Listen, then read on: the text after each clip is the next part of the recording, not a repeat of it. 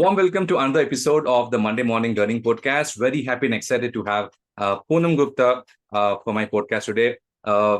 Extend a warm welcome to you, Poonam. Thanks so much for your time. Any welcome words before we start with your introduction? Thank you for having me, Ravi, and congratulations to you for your podcast series. I've been following it, and there's a lot of great content, great lineup of speakers. So very excited to be part of your list of speakers. Thank you. Thank you so much, Poonam, for your encouragement. So for the audience, let me quickly do an intro with Poonam. Poonam is a HR and OD professional with experience in the field of human resources, both as heading HR operations and as subject matter expert for learning and development, organizational effectiveness, competency mapping, leadership development, succession, and talent planning. She is engaged with large, complex businesses through a performance consulting approach to design and deploy capability building solutions. She's got extensive global exposure working with people from different geographies across levels on high impact, challenging projects. Coming to her certifications, she is certified MBTI practitioner, Assessment Center Design and Facilitation certification, Carlton Advanced Management Institute certification on competency profiling, Disc Thomas profiling certification, ICF recognized coaching certification, Ken Blanchard suite of situation leadership program, certified trainer, OD internship through Sumedhas, certified on flawless consulting by Peter Block, has got a diploma in transaction analysis. So it is 9 certifications, solid ones. And she's worked previously in Plextronics and Wells Fargo. And that's where I worked along with her. And presently she's working for Intuit Books. So warm welcome again, Poonam.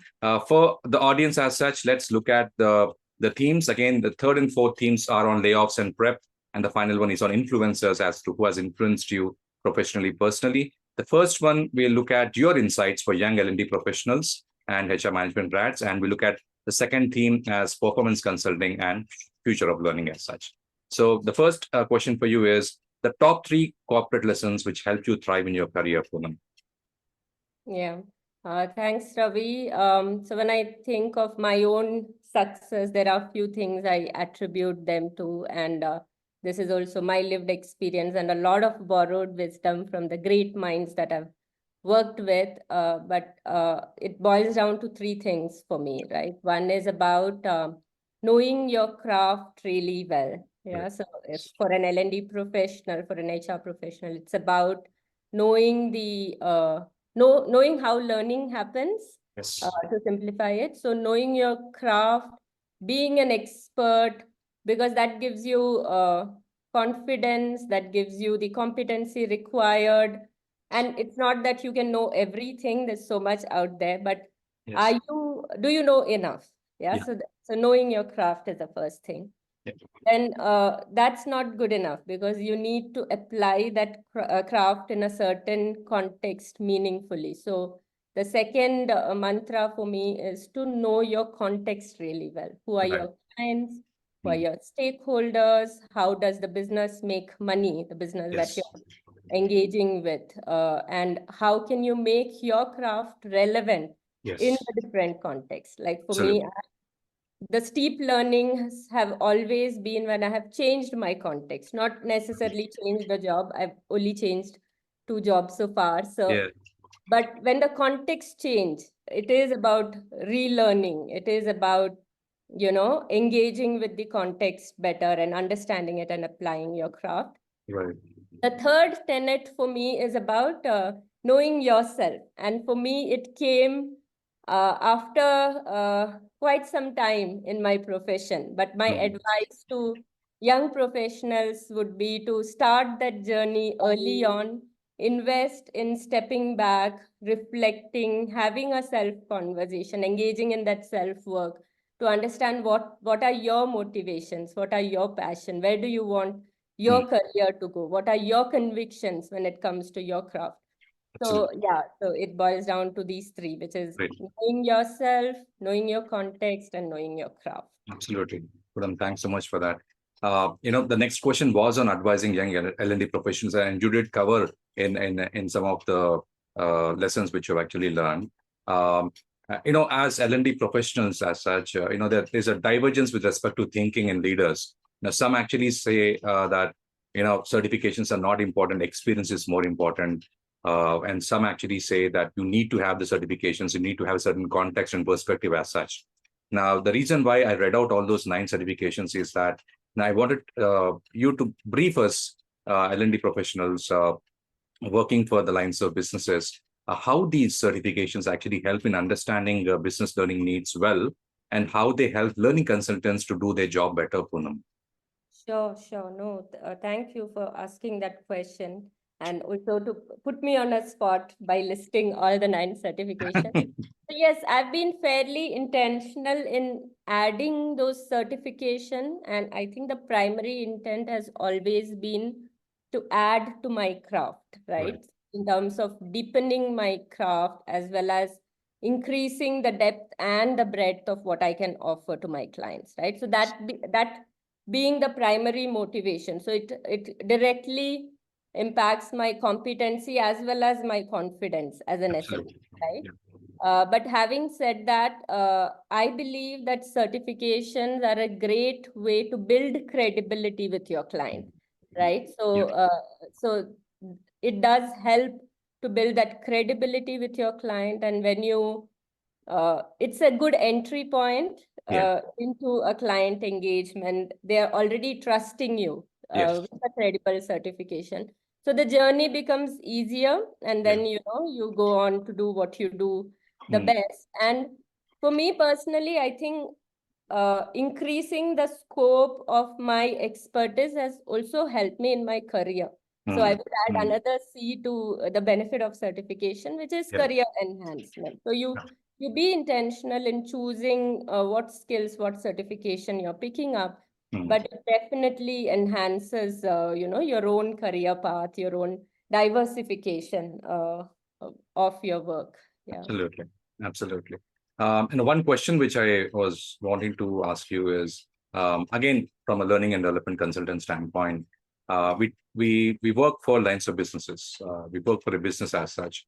And before they come to us giving the solutions, I mean, that's been my dialogue with other leaders as such, where the line of business head says, Ravi, come, I need a communication development session. These 2 foreign trainers can actually help. So he's giving the solution. There's no symptoms as such. And Shubhai was very, very clear that, we are actually doctors, have to listen to the symptoms and give the medicine as such. So that being the context, and I've actually seen you when you joined Wells, right? I was a learning consultant for operations. And when you joined, you actually had a diverse dialogue with leaders across the board. I think you took a lot of inputs before coming up with the great interventions, the leadership interventions, which you created for Wells Fargo. So from that context, can you guide a learning professional in terms of how should be the dialogue when it comes to speaking to the line of business side, garnering the learning needs, and how do you turn these learning needs into interventions as such? That's my question. Sure. So there are different models out there on performance consulting, right? So I'll not get into those. Sure. Yeah. But what I want to share is what's worked for me when I'm engaging in a performance consulting assignment, right? So diagnosis is a big part, like you said. So to re-emphasize, clients often come with a presenting problem, but it's important not to take it at the face value and to further diagnose and understand the root cause. And more importantly, what is the end? So having the end in mind, what are we solving for? So having a understanding of that. Sometimes the clients who come to us are not the real clients. So what is the real problem? Who is the real client? I think that is a very important discussion. I find that the contracting meeting once you've identified the real client, the contracting meeting is the key, right? Because you cannot take a one-up position and say, hey, I am a performance consultant and I know better. And, you should start thinking here and you're asking, your problem is wrong. We can't say that. True. So we have to meet them where they are, right? But we can, through the dialogue, because they know what they are working towards, but they are not telling us, and not because they don't want to tell us, but for them, that is the starting point, because they want us to engage at this point. Yeah. So really dialogue with them and to, go back to what their overall Hmm. purpose is, Yes.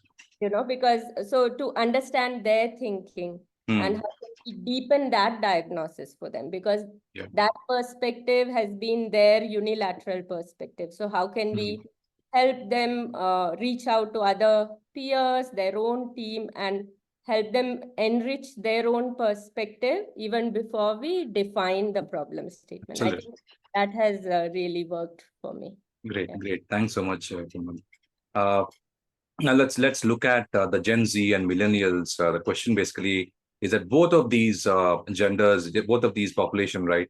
The ones born in 80s, 90s, 2000, 2010, they actually work in the same teams now. So you Hmm. have someone with 40, 45 age, you have someone who just joined 2021, 22.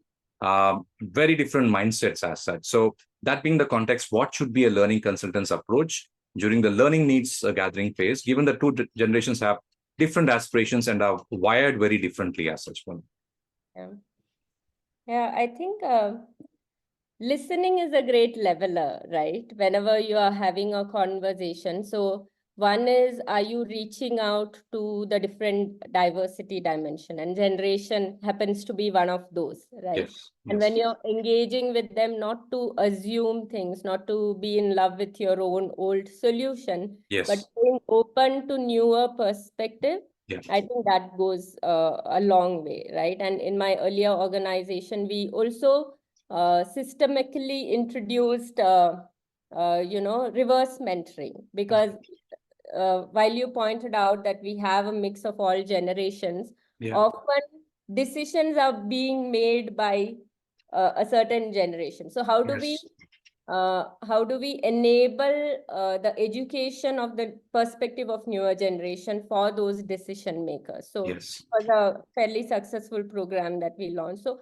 continuously thinking about how do we add their perspective yes, into the process, into the dialogue, mm, into the design yeah, of whatever we are implementing. Uh, if like the task forces that we form to work on a project, right, how diverse is it? Are we taking their perspective into account? I think that is the key. Yeah. right, And listen to learn. That's what mm, absolutely, absolutely, Poonam. So moving on to performance consulting as such. Uh, Again, I'm starting with the base question, right? How to effectively diagnose performance problems and develop solutions that have measurable impact on business results. Poonam. Yeah, so I think we touched upon that when we spoke about diagnosis itself. We Yeah, spoke about beginning with the end in mind. So, what are those business results that the organization is trying to solve for? mm, Uh, and, you know, having that vision, and also uh, constantly evaluating what you're solving for, how is that connected to the mm, line of sight of that larger problem. So I mm, sometimes like to think of it as driving, right? So you're looking, so you know where you want to go. yeah, Yeah. And while you're driving, you're continuously looking far as well as you're, looking close as well. So absolutely. I think that's, so it is a process. So Mm, continuously recalibrating, keeping it agile, right. and being open to new information as you work with the client. I think that's the key. Sure. Great, great, Poonam. Um, and not in the questionnaire, though, but I wanted to ask you, can you brief us just one or two very successful learning or leadership interventions you conceptualized, executed, and delivered in some of your previous organizations, please? Sure. So I can talk about my first organization where we really set up capability academies around, uh, you know, um, some domains which were business critical, and Right, was a manufacturing organization. So engineering domains. right, So uh, put together capability acceleration programs for mm, these targeted groups, right, right? Um, it was a manufacturing organization with very limited profit margin. So any mm, investment in L&D was very targeted, and you had to think of how is it translating to business making money, right? Right. I Yes. think that was a great exposure for me to start thinking like a business consultant in the learning space. Right. Uh, and it was a large scale engagement. So, of course, we worked as a team, Hmm. uh, but really having those discovery conversations with the SMEs, putting together those curriculum, which was Hmm. multi-level, and finally linking to business outcome. That Hmm. was definitely a great exposure for me. I think Hmm. the other one, and you were closely involved at Wells Fargo when we set up the entire Leadership Academy. Yes. So, instead of solving for point in time leadership skills or one-off programs Yeah. to come up with an entire curriculum and a journey for Right. leadership.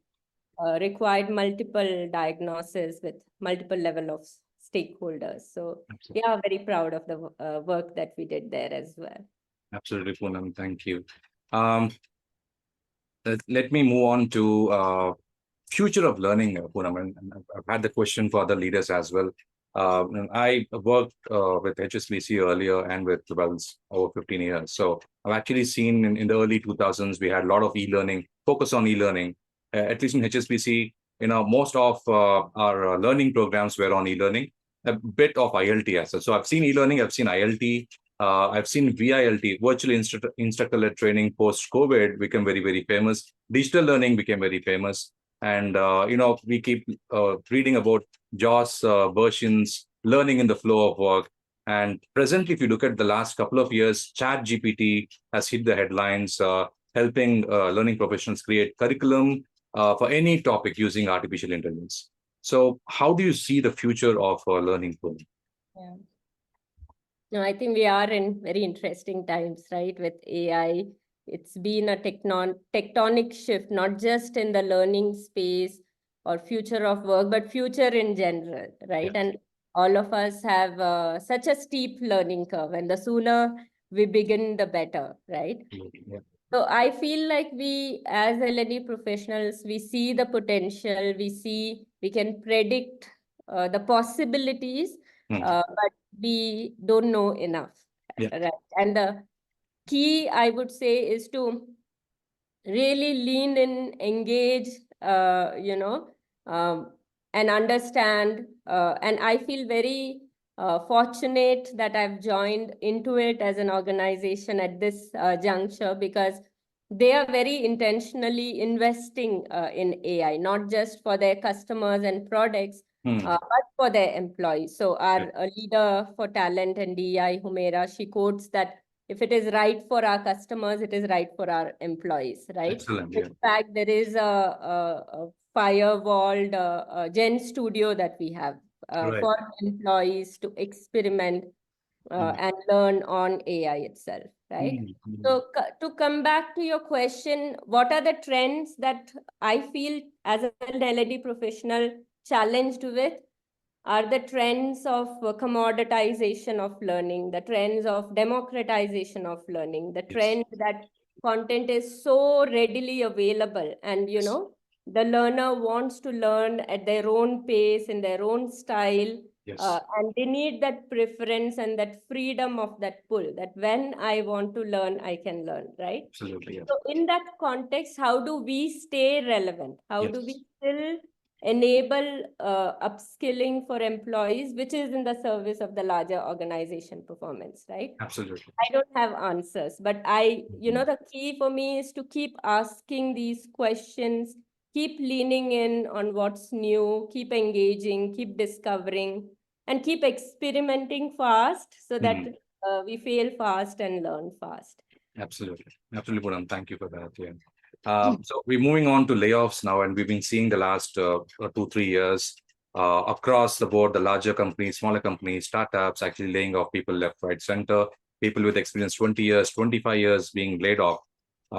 Surprised and shocked. That's the kind of reaction we've been seeing. And what would be your advice to people who are professionals who are actually working in corporates now? But the thinking is that they're safe because the rating is good. the environment is good, the boss is actually good, but suddenly when it happens, right, it basically go into a shock. So what would be your advice to people who are actually working, and generic advice for people when it comes to preparing for situations like these? So, so I did think a little deeply on this one, Sure. right? So I've been unfortunately been part of organization where I've had to let go of people and communicate it. In my first organization, there was a design center that we spun off, and there Hmm. were 70 plus design engineers, and I was Right. heading the HR back then there, right? Right. So I've seen a range of emotions Right. as regards to layoffs. So it is an emotional thing for people, right? So it's easy to advise to be practical around it, but and for me, it struck home when we completed the design center layoffs. My manager told me that you have another role in corporate HR, Hmm. but you know what? There is big money involved. So if you want to take this option, it is an option for you. Yeah, Um, and I remember feeling very emotional about hmm. it, right? Hmm. And I'm thinking back to why I felt so emotional, and I started crying, and I told him, "You can just tell me if you want me to leave." Uh, Hmm. and he was very baffled because Right. he thought he's doing the fair thing by offering me an option if that Yeah. is. And thinking back now, maybe I should have taken it. It was a very good deal for me. Right. Very young in my career, I could have found Hmm. the job. But what happened is that I immediately linked it to my self-worth. I Right. Yeah. immediately linked it to the value that I'm adding to the organization. And Yes. may not be same for everybody, but I think a large part of the emotion Hmm. stems from this feeling of self-worth that we link to Yeah. the job that we are doing. Yes. Yeah, and if there is a way for us to diversify that, right? Yes. You do feel worthy because of the job you do, but are there other spaces where you're Right. feeling worthy? I think that is the key to or the solution to this, right? So I Absolutely. have learned to diversify. I have invested in, Hmm. I'm a trainee psychotherapist, so that there is a space that gives me what I need professionally. I'm passionate about it. I Great. still engage there. So Hmm. suddenly the idea of suddenly losing a job is no more that Yeah. uh, Huge. Yeah. all encompassing for me. So Yes. this is my 2 cents, right? That one way to take away, or make it more manageable is to find more ways Hmm. where you're getting that self-worth. And it could mean different things to different people. Yeah. Absolutely. Yeah. No, lovely thoughts, Poonam. Thank you. So finally, who have been the largest influencers for you personally and professionally, Poonam? So there's a huge list, Ravi. So I don't know how much time we We have. have time. We have time. Go ahead. Yeah. So, so I think I'll start from the very beginning, right? So my first influencer, and I still think of her, is my fourth grade teacher. Ah, Yeah. So okay. I was a very poor student till fourth grade. Till Okay. this teacher of mine, she started taking interest in me. Ah, Yeah. hmm. And she believed in me, and she was invested in me. And, Hmm. Hmm.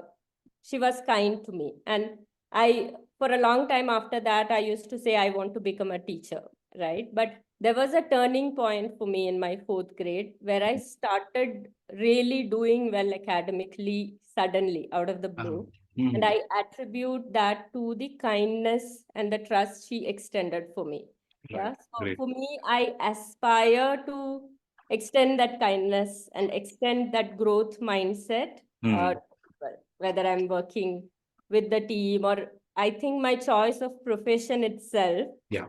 largely influenced by that. So I've been criticized for giving people a lot of rope and stuff like that, but I feel it is coming from a place that we cannot write off Yeah. people, right? And True. when you're kind, when you offer them what they need, they come up the curve. So Great. that's she's been a great influence for me, right? Sure. My first manager, and I feel like the first manager is so critical, right, for to really define your professional perspective. So my first manager, when I look back, uh, he was so tolerant of my mistakes. Hmm.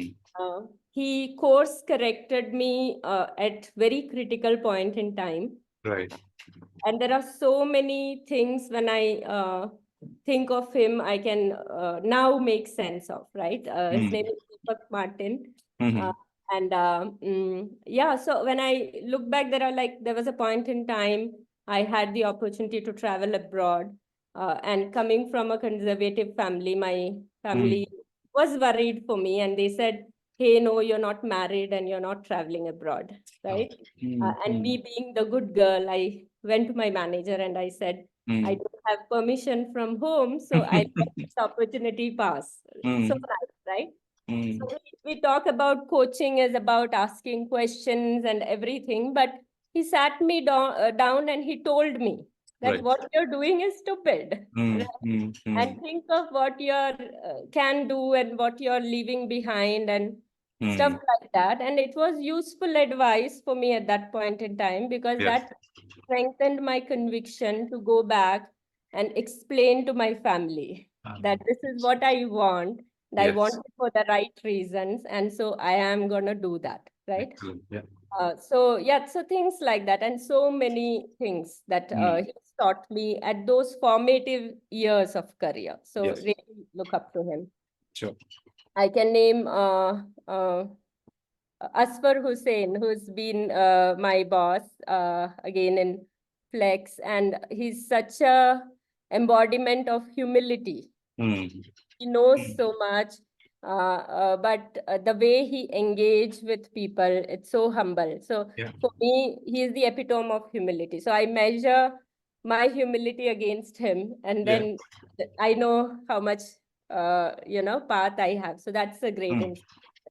Sure. Santosh Cherian, and both of us have worked with him, Yes. right? He's been Yes. one of my toughest bosses, I'll confess, Yes. but Yes. at the same time, the most fair and Yes. most focused, I would say. I did Absolutely. some Yeah. great work with him, and one takeaway from him is, and I'll quote him. So he used to talk about three types of integrity. Yeah. Hmm. Hmm. So integrity of intent, integrity of intellect, and integrity of action. Ah. Yeah. So all of us talk about intent and action, but what was new for me is the integrity of intellect. So how do I apply integrity in the craft that I'm doing, which is learning? So Right. am I conspiring with the convenience of the Hmm. organization, Hmm. doing it for the sake of it, or for optics or for other purposes like team engagement, or Yeah. for the leader to look good, or can I stand back and really challenge Great. uh, and do learning for the for Hmm. the learner? A lot of things like that that I've learned from him. So yeah, many more leaders into it is so full of such seasoned leaders, and Hmm. I can't wait to learn by observing them in action. How was your So trip to the US? I've seen a post recently. it was a good trip. It was an excellent trip. It was an offsite to discuss the strategy. So came back with a lot of context about into it, which I feel will help me uh, Hmm. as I get started with my work. Absolutely. Absolutely. I think wishing you all the very best with Intuit. I'm pretty sure you're going to rock over there as usual. So in this particular podcast, we touched upon your insights for young L&D professionals and HR management grads. We looked at performance consulting and future of learning, and your unique take on layoffs and the kind of preparation one needs. And thanks for the influencers. And then you actually went a bit more deeper and let the audience know in terms of who have been there and why exactly they've been your influencers. So thanks so much, Poonam. I think a lovely podcast. And I'm going to come back to you again, maybe 3, 6 months, 9 months down the lane with another topic specific to L&D, Poonam. And if you have time, I'll be loving to have you back. Thanks so much again for your time, and Thank you. Thank any you. comments for you? Yeah.